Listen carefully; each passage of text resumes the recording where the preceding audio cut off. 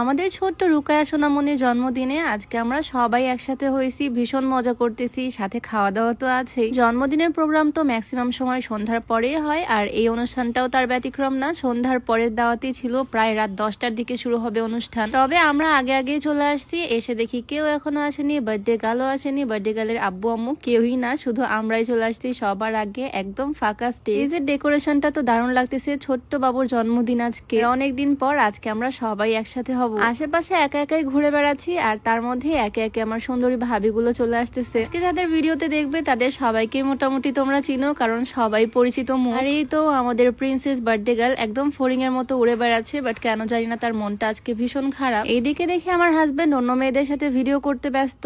আজকে আমি matching dress পরিনি জন্য সে বড় আপুদের সাথে ভিডিও করতেছে। শুধু আমার সাথেই তার ম্যাচিং হয়নি, বাকি বড় ভাবি বড় আপু সবার সাথেই তার একদম ম্যাচিং ম্যাচিং। আজকে তাড়াহুড়ার মধ্যে আসা, আলমারিতে যেটা সামনে পাইছি সেই ড্রেসটাই পরে আসছি। তার উপর সেদিন ছিল শুক্রবার, ছোট্ট বাবুটার জন্য যে বার্থডে গিফট আনবো সেইটাও আনতে পারিনি। খালি হাতে ছোট বাবুর বার্থডে প্রোগ্রামে চলে আসছি। তবে গিফট তো তার পাওনা থাকলোই। ছোট মামুনির জন্মদিনের প্রোগ্রামে আজকে আমরা সবাই সুন্দর করে সাজুগুজু করে আসছি। আর দেখো ভাবির অবস্থা, সে তো পার্লার থেকে সাজুগুজু করে একদম লেন্স পরে আসছে, তাই লেন্সটা খুলে দিচ্ছি। সবাইকে আসলে ন্যাচারালি বেশি সুন্দর লাগে। ছোট্ট রুকার জন্মদিনে কিন্তু ছোট বাবুরাও আসছে, আর তাদের সাথে মজা করতে করতে আমিও একদম ছোট মানুষ হয়ে গেছি। বাবুদের সাথে খেলা করার জন্য একটা মিকি মাউসও আছে আজকে। আর ফাইনালি সেই মোমেন্ট যখন সবাই মিলে আমরা একসাথে কেক কাটবো, আমাদের ছোট্ট আম্মুর জন্মদিনের কেক। দেখো কেক গুলো কি কিউট। আচ্ছা তার আগে তোমাদেরকে ছোট্ট করে বলে নেই, তোমরা যারা চুলে যত্ন করতে চাও একদম প্রাকৃতিক উপায়, তোমরা চাইলে এই কম্বোটা ইউজ করতে পারো, যেখানে থাকছে একদম ন্যাচারাল উপাদান দিয়ে তৈরি একটা শ্যাম্পু, খুবই মাইল্ড একটা শ্যাম্পু, সাথে থাকছে একটা অর্গানিক হেয়ার অয়েল।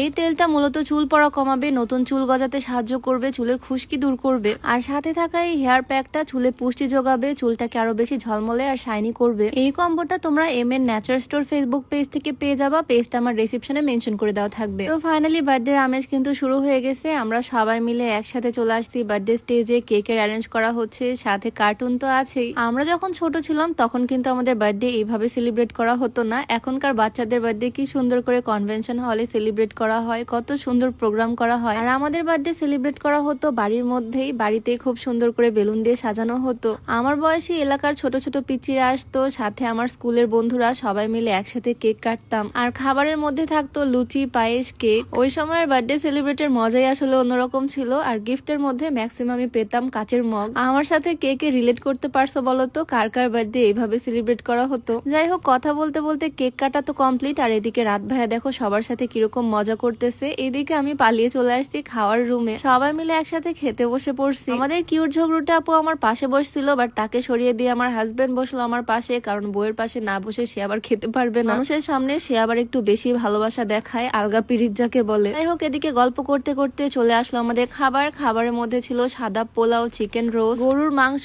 ডাল, কাবাব, অনেক কিছুর অ্যারেঞ্জ করছে, মনে হচ্ছে একদম বিয়ে খেতে আসছি। বেশ মজা করে সবাই একসাথে আজকে রাতের ডিনারটা কমপ্লিট করলাম আলহামদুলিল্লাহ। মজা করে খাওয়া দাওয়া করে আমি তো নড়তেই পারতেছি না, আর এইদিকে দেখো ছেলেদের এনার্জি। যাই হোক, অনেকদিন পর এরকম একটা প্রোগ্রামে অ্যাটেন্ড করে বেশ ভালো লাগলো, সবার সাথে দেখা হয়েও ভীষণ ভালো লাগছে। ভিডিওটা তোমাদের কাছে কেমন লাগলো জানিও। আজকে ভিডিও এখানেই শেষ করছি, সবাইকে আল্লাহ হাফেজ।